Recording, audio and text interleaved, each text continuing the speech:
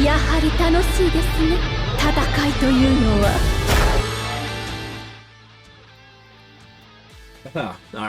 All right. So I did wait a day before I made this video.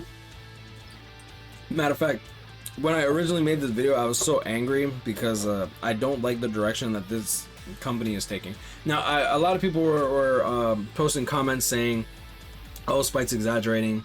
It's like, yo, Spite, it's not gonna be that bad."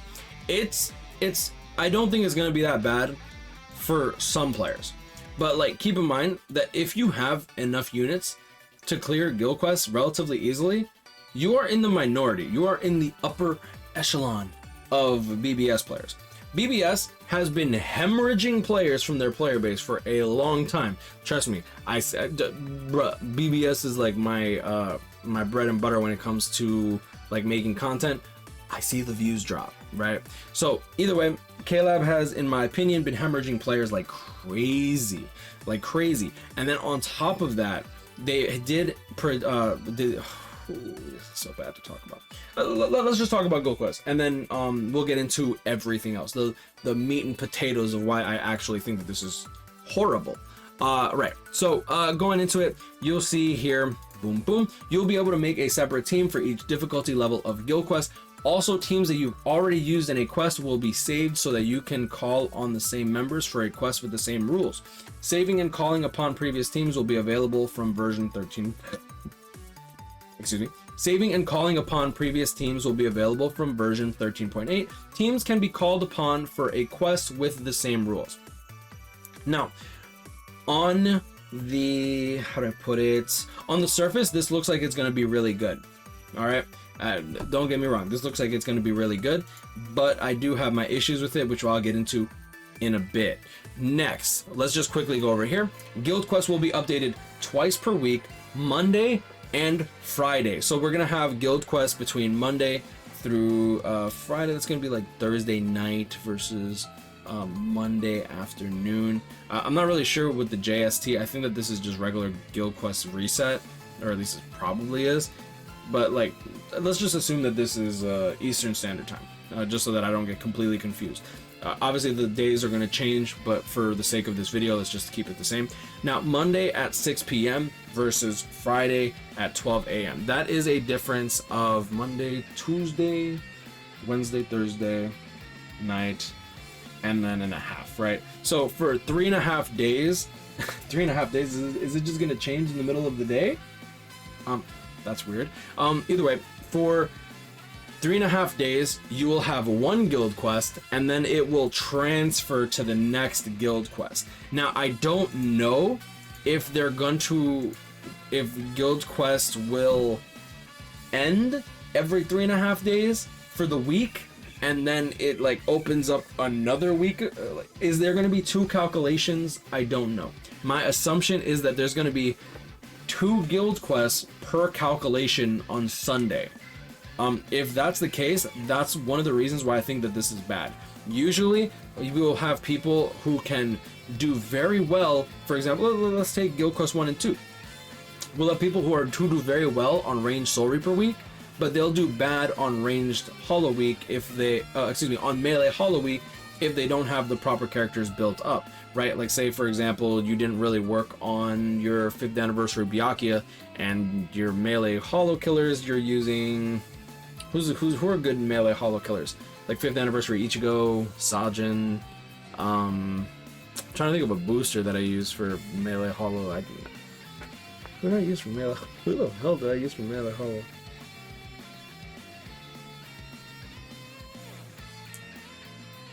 I'm tweaking right now, bro. Hold up. I know that people are screaming right now. Like, a special boost with a hollow killer.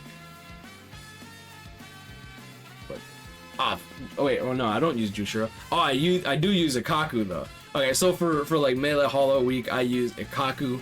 I use 5th anniversary Ichigo. So let's just assume that you're using that team, right?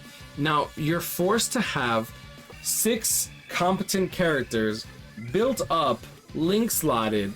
But keep in mind, if you do normal guild quests, This honestly shouldn't really affect you at all, except for maybe the Captain Killer and a Espada Killer, which if you just work on the characters and then you have the accessories and the links, you should generally be fine. But however, for hard guild quests, you will be expected to have each week 6 characters built up, link slotted, perhaps T15 with good accessory roles. The accessory role function should change in the coming days, but the reason that I think that this is bad is because this is going to force us to work on characters that we don't ever play outside of guild quests. Now, I can hear the argument of people saying, "Oh yeah, but like it's gonna give us reasons to use characters that we normally wouldn't." And you know, I would agree with you. If it wasn't for the fact that they removed the ability to get into Transcendence Zone, if they removed the fact that they don't, well, they didn't remove the fact, but if they since they removed the ability to actually get special move sources on a reasonable basis, we only got 3 move sources last year. Think about that. We only got 3 move sources last year. 4 if you want to count the one that we just got in January. However, well, let's just do this. All right, we got 1 in March. We got another in July, and then we got the 3rd one on December 31st, right? So we got 3 move sources in 2021. Just think about that. 3 move sources. The year before that, we got 4. And then the year before that, we got the compensation, but we still only got 4. A lot of people are saying that we got 5 per year. That is not true, because December 31st, we got 1. March, we got another. July, we got another. October, we got another. And then it was December 31st again. There's literally 366 days. That's not a year, stupid fuck. Learn how to do fucking math. Anyways, going into Guild Quest 3, we're gonna have Captain Killer Ranged Week and then Espada Killer Melee Week. So Captain Killer Ranged, you might have the characters to do Captain Killer. Say for example, the big ones are gonna be Aizen, as well as honestly, like Daddy Ichigo should be fine here if you have Daddy Ichigo, who's a limited unit. Then you also have Captain Killer Range. I mean, there's quite a lot of Captain Killers, to be honest, after I looked into it. However, it's still, in my opinion, is not enough to justify splitting them up and then having you complete, like, you're working on these. Let's talk about Captain Killers. Let's do it. But let's talk about it in just the range perspective. Now, sure, you can bypass the rules with Marauder and Sharpshooter. However, I want to talk about working on these characters, right? So let's just do ranged captain. Ranged captain's pretty bad. Click here. Boom, boom. So you have Aizen, and then you have Orihime. Imagine having to actually work on Orihime. Link slotting them, transcending them. Marechio, are you gonna link slot and well, link slotting is fine, like, but like, are you gonna T15, T20, max transcend some of these units? I'm not. Hell no. Tag team Koga? Nah, you good. Raruka? I'm not. Not James. James don't even transcend his Rarukas. I know you, James. Don't even play. Then you have Zomari. You're gonna transcend your Zomari or Rose. Baragon, Aizen, like, this is bad, like genuinely bad. And then you want to go into melee instead of ranged. Click here. You have Renji. Oh, if you actually summoned on that banner, or if you got lucky from tickets. Kenpachi. Kenpachi's actually pretty good. Ichigo, Chojiro. Like, these characters do the job just fine. Noitora is a boost. If I remember correctly, he does not have he does not have enhancer. Okay, I wasn't sure if he did or didn't. But he doesn't even have an enhancer, so you don't even have a team boost for this unless you have Daddy Ichigo. Like, if you don't have Daddy Ichigo, your team is severely limited. And if you have Daddy Ichigo, yo, bro, like, honestly, good for you. Like, that's awesome. But, like, remember that Ichigo has Soul Reaper and Captain Killer. So he has Killer on the trash mobs, as well as getting the benefits of having the Captain Killer bonus damage. So, like, if you don't have Daddy Ichigo, that is tough. If you don't have Captain Rukia, that is tough. So we'll see exactly how this goes down. My issue isn't that I'm gonna have trouble clearing guild quests, but I do know a lot of people that already struggle to clear guild quests, and now you're telling them that not only are you gonna struggle to clear guild quests even more, but you're only gonna be using these characters for 3.5 days at a time. And the thing is, with the now let's get into the reason why I think that this is bad for the game, or at least the reason why I think that this is not gonna be, how do I put it? This is why I don't think it's gonna be good for the game. And the reason for that is that KLab first and forefront is a company, and is a company that is looking to make profit. They reported a lot of losses on their company this year because of the dwindling mobile game community. A lot of players are going to other games. A lot of people are finally leaving the vicious cycle of gacha games because they realize that it's pretty toxic, and it is toxic. I'm not gonna lie. A lot of people are like, oh, do you recommend this gacha game? Do you recommend this? I will tell you this right now. I will never recommend a gacha game. I'll tell you if I'm having fun with the gacha game, but I will literally go out of my way on stream, and you can quote me on this. I will literally go out of my way and say, oh, I don't recommend gacha games, but I am enjoying this game, or I do plan to play this game. And the reason I say that is because half the time these gacha games end up becoming super greedy, which KLab has done. They've removed our special move sources, they've removed Transcendent Zone, they've removed resetting co-op orbs. We haven't gotten a reset in co-op orbs in 2 years. They've removed the ability to quit out in the middle of our runs. Like normally, after you clear extreme co-op or IT, for example, that clear screen, once it says clear, you were able to quit out and save yourself the 10-second wait time to get into the menus for the friends, to get into the rewards menu, to get into the actual rewards menu that doesn't show you leveling up, and then you have to click retry in order to make another room.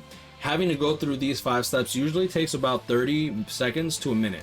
Oh my god, 30 seconds to a minute. That's such a long time. Why are you complaining? It's not that bad. Keep in mind that when you're grinding and you're doing several hundreds of runs, if you do 100 runs, that's literally like, if you do 100 runs, that is literally like 50 minutes wasted waiting to get into another run to play the game. Think about that, because these gacha games at the end of the day are like, it is a grind, right? Now if you play this game seldomly, or you only do ×5 runs, it's not that bad. But when you're doing stuff that's ×1 runs, the time adds up. And I'm very what is it called, I like to optimize when I'm trying to play co-op, especially with other people, because I don't want to waste your time. I'm not trying to waste my time. But in this guild quest stuff, you're going to be changing your team twice a week. But Spite, you will be able to call back your team. That's not bad. Like, you'll be able to bring back the team that you used last. And now this is where I want to argue the fact that KLab is going to be releasing a lot of guild quest characters that are going to force you to change your team regularly. Just look at the last 2 months versus the last 6 months. Now, I actually did look this up.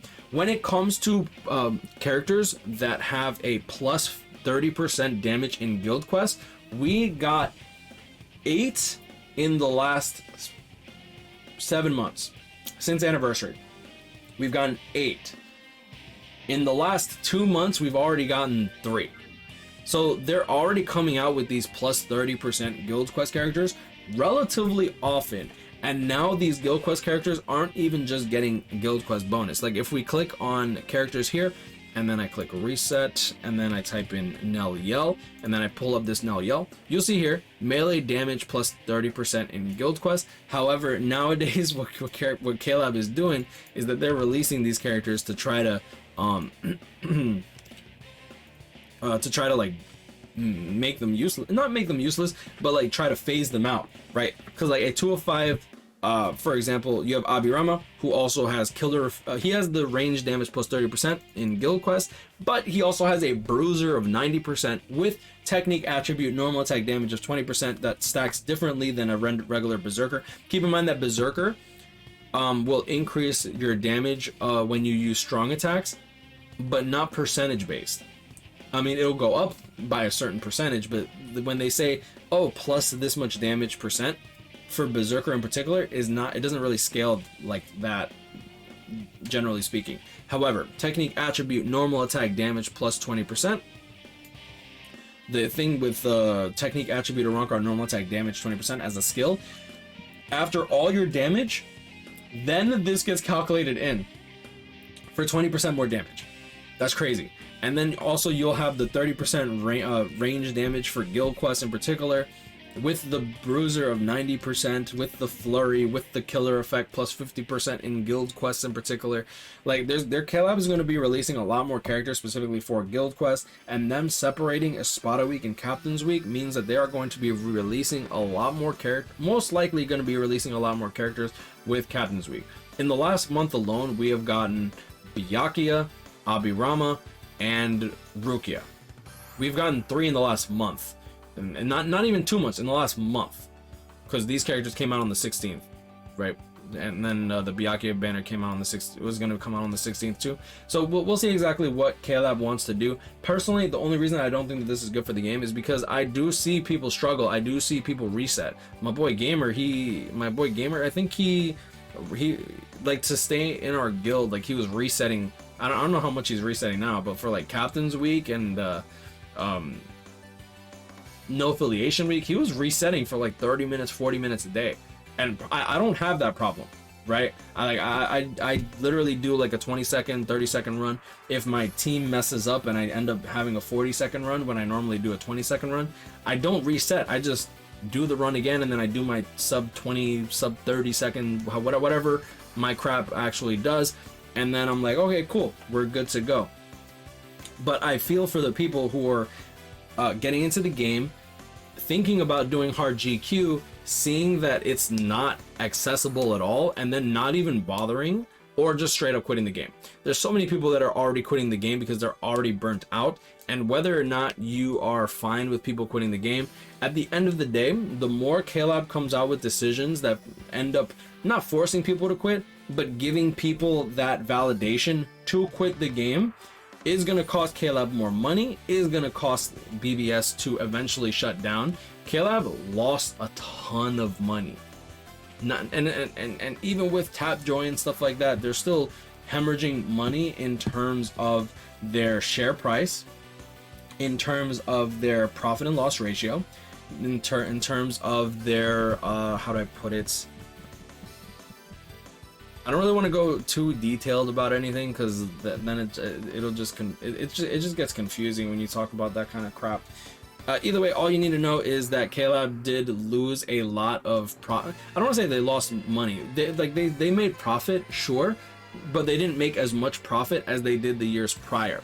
And when you see a decline in profits when you're a publicly traded company, that's not good. Like, for example, imagine if you work a 9-to-5 and then your boss tells you, by the way, you're gonna the money that you make here, we're gonna cut your salary by 50%. All right, cool. Like that, like think of it like that. Like when the money dwindles, then they have to find better, like, more avenues to get income. And if a game doesn't perform as it did, or it should, or whatever, then that's when you get closing of the games. I genuinely like BBS. I would like this game to continue for a long time. However, if K-Lab keeps making the bad decisions that they are in terms of like PR and everything, like I can't confirm that they fired Dora and Alex, but those people that were with them for several years, and then they just X them out. I don't know. Kind of sus to me. Either way, they're cutting costs very, very quickly, and in my opinion, I'm very, very worried for the future of this game. I've never really had a problem. Like, I've never thought about BBS actually closing down. There were issues that I felt like could be fixed, but we'll see exactly how stuff goes down. For the first time, they are releasing a pack that literally guarantees a banner character. Not a selector, but guarantees a banner character. So that's a step in the right direction, in my opinion. We'll see exactly how K-Lab goes about it. Like I said, they don't really give us move sources as often as they did. I'll be interested to see if we actually get a move source within the next 2 months. That'll be definitely very, very telling for the future of the game as well. We'll see. But I'm gonna leave it at that. You guys grind on, catch up with me. We'll stay blessed. Like, comment, and subscribe if you're new. Another thing that I want to talk about is whenever KLab does a change like this, expect to see some not necessarily backlash, but expect us to voice our opinions. Don't get mad because we want to voice our opinions. Like, that's just stupid. Either way, I don't think that this is going to be good for the game, because I do see that this is going to be this is going to alter the way that they make characters, and I'm tired of them releasing characters that I will never play. That I'll never play with. Like Abirama, for example, you're never going to play with this character. He's a beast. He's going to be a side unit. Think about that. The people that are summoning for this character aren't going to play with this character.